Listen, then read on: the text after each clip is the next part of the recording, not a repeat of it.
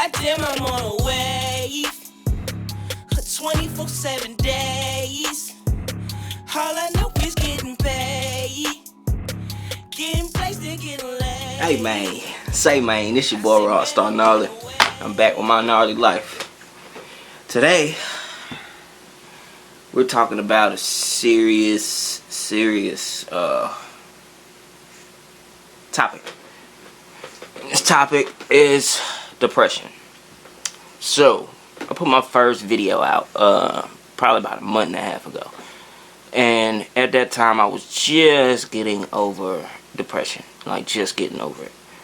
Still, no matter what, every day you have to deal with it. Like, it's one of those things where it'll never go away. You know what I'm saying? Like, it's always going to be there. But at the same time, you got to know how to deal with it. So,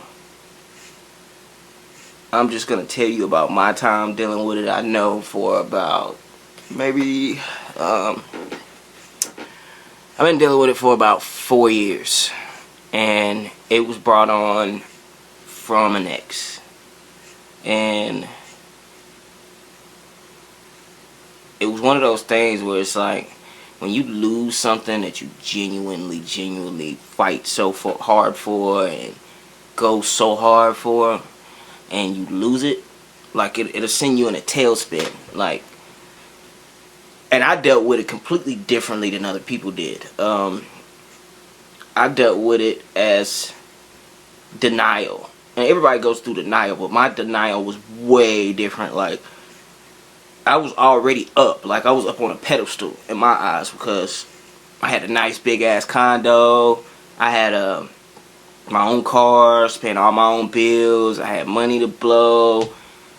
I had a full-time job. I was a manager. So, you know, I was doing shit just reckless. Like, I was blowing money out the ass. Like, I was just throwing money.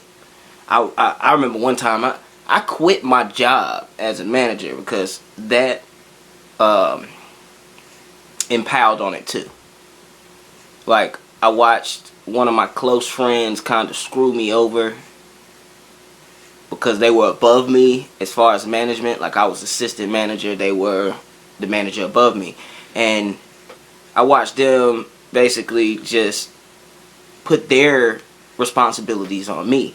And so when they did that, it was like, shit, I'm already on some shit where I don't even want to fucking work here. Like, and this was a pizza place. Now, I was working at Papa John's. I really don't give a fuck if they, you know what I'm saying? Like, it is what it is.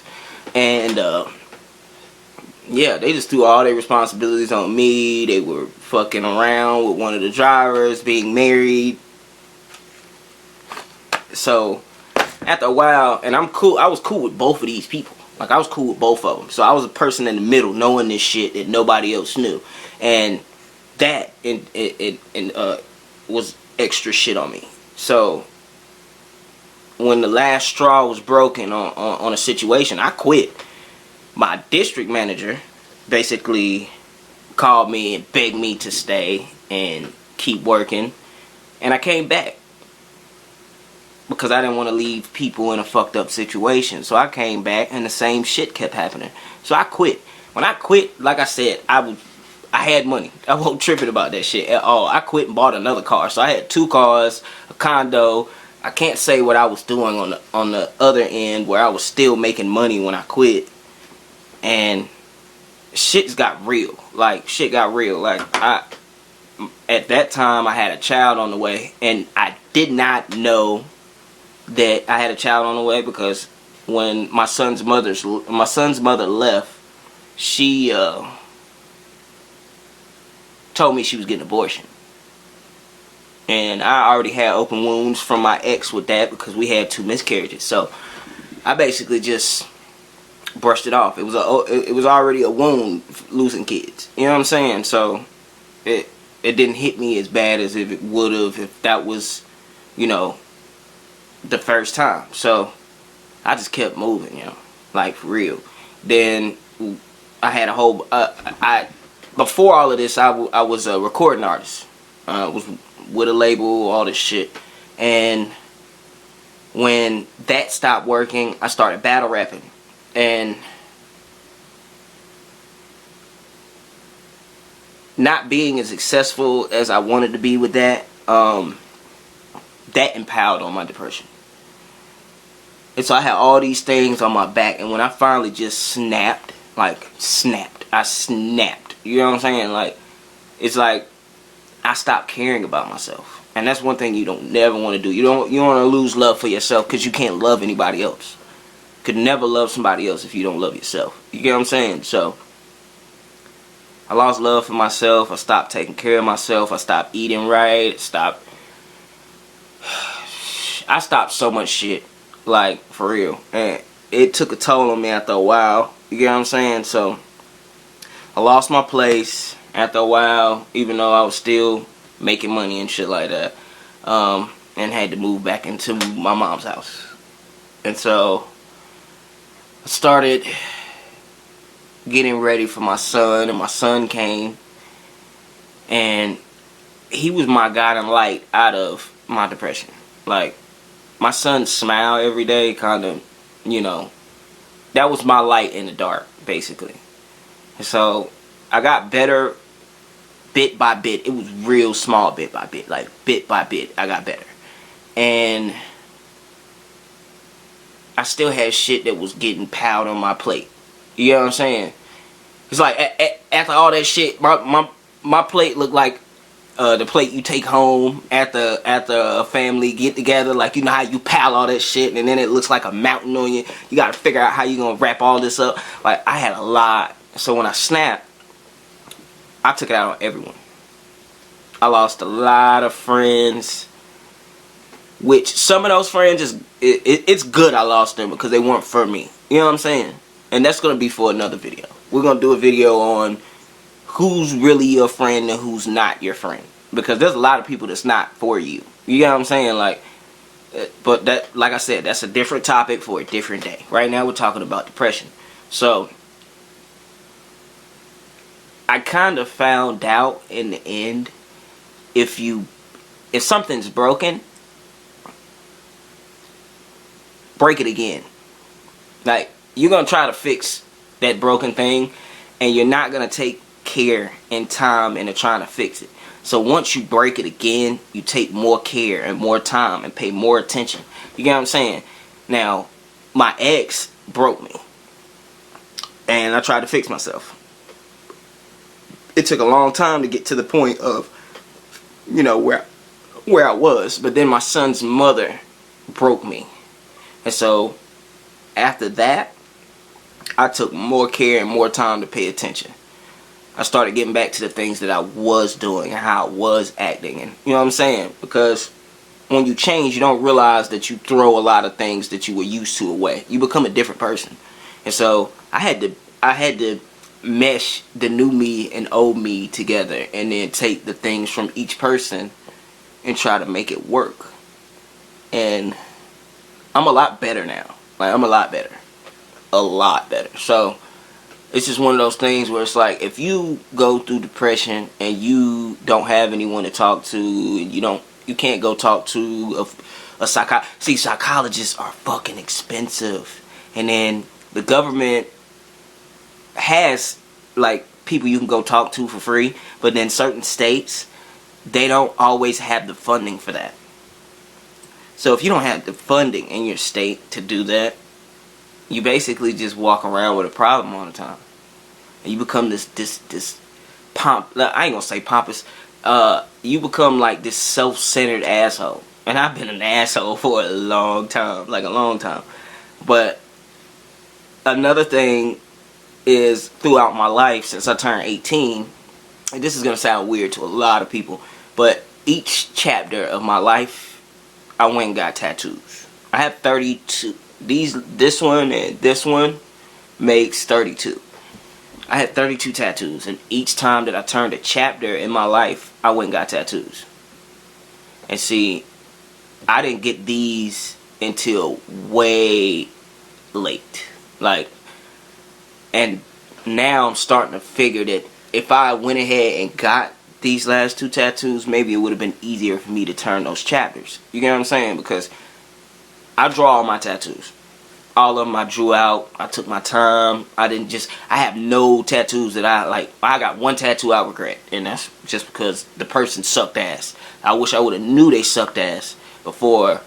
You know what I'm saying? Because everything that I've seen from them as far as body work and artwork looked good.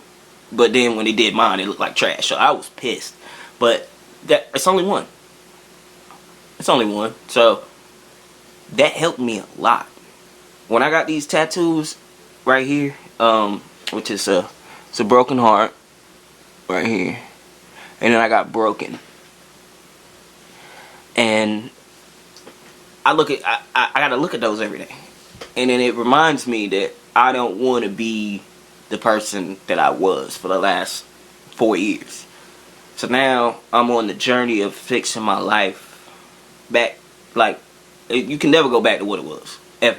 And if you think you can, then you're a fucking idiot. But I don't want to go back.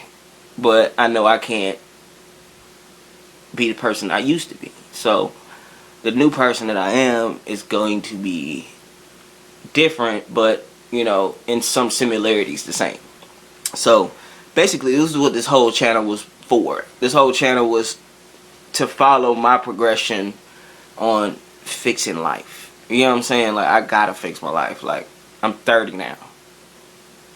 It's either now or never. Because once I get past this point, once I get 31, like, if you're not, I'm not gonna say it's too late, but then in my eyes is why am I trying?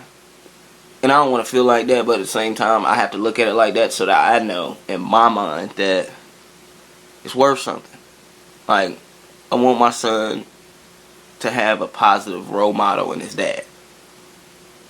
I want my son not to want to grow up to be like me, but, you know, at least have the same morals and shit like that was instilled in me. I wasn't a real bad troublemaker. I think I've been in jail one time. And that was because of some other jackass, which is that'll be a story time for another day. You know what I'm saying? So just if you get around someone and you're a true friend and you see somebody lashing out for no reason, ask them what's going on. Try to help, because I didn't have anybody around me that tried to help. Like, all the people that was around me that were so-called friends, they see me snap out and shit like that, and they would just call me an asshole. They wouldn't ask me what's wrong. They didn't ask me how can I help. You know what I'm saying? So there's a lot of factors that fall into that. If you don't have no backing or no one in your corner, you're gonna fall. And that's what happened to me. I fell, and I fell hard. But now it's time to put these pieces back together, and this is why we have My Gnarly Life. Because I've had a fucked up ass life. For being bounced around from one parent to the other. I was on planes. I would go to school in St. Louis all school year. I would leave St. Louis, get on a plane, come back home to North Carolina and spend time with my mom. Get on a plane to go to Atlanta to meet my dad and stepmom so that we could go to Florida and have our family vacation together. And then get on a plane from Florida and go back to St. Louis. So I was on a plane 3-4 times a year. You know what I'm saying? So I was bounced back and forth. I'm not going to say my mom didn't want me, but my mom couldn't handle me. Because I didn't have my dad in my life. Like, I was lashing out because my dad was gone. You know what I'm saying? So she sent me to my dad. My dad didn't know how to be a dad. So he basically just beat the shit out of me and just told me you better do good in school. And he really didn't, emotionally was not there for me. He told people himself he didn't know how to be a dad. And there's a barrier right now between me and him where we don't talk. I haven't talked to my dad in probably 2 years because of that shit.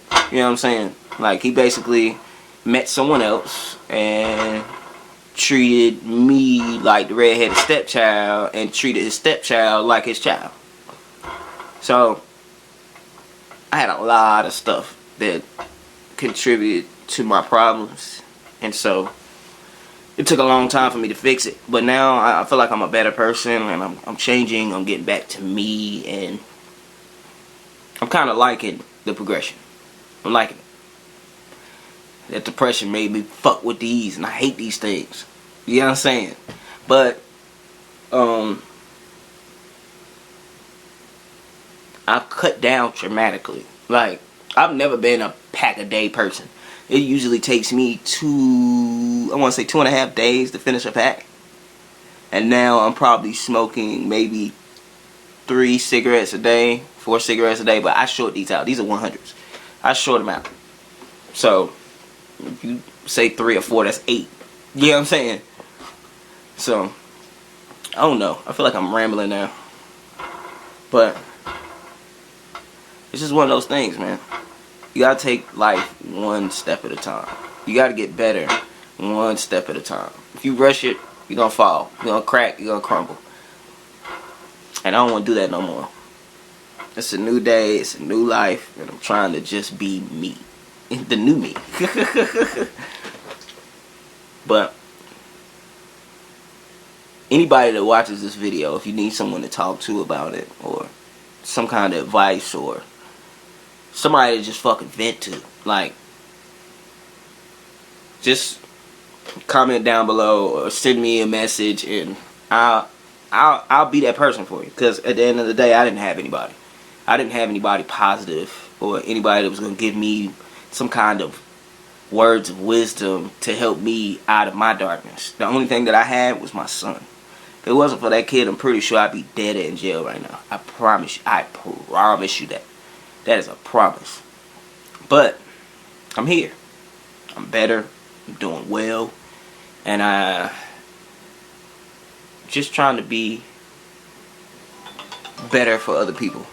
I don't even know where to go from here, man. As far as this, like, whole conversation. But at the end of the day, it's just maybe what I'm saying can empower the next person. It can help the next person. Because, see, the word depression is so serious these days, and people don't understand it or nothing like that. So don't look down or frown upon somebody that has it, because it's serious. That person could be gone the next day. You know what I'm saying? Just because of it. If people don't feel like they enough for people, or adequate enough for people, or can't live up to people's, you know what I'm saying? That's enough to people. Like, I done had thoughts of suicide. It's fucked up because I've actually tried in front of someone. I'm not gonna say who, because it's really fucked up, and I don't want to put that person out there like that. But I've tried in front of somebody. But it's just one of those things where they just had to bring me back to realization. Like, at least that person knew how to snap me back. So never, ever, ever leave people out there high and dry. Ever. But I'm your boy Rockstar Gnarly. This is my gnarly life, and I'll catch y'all in the next video. I damn, I'm on a wave. 24/7 days. All I know is getting paid. Getting placed and getting laid. I say, man, I'm on a wave. 24/7 days. All I know is getting paid.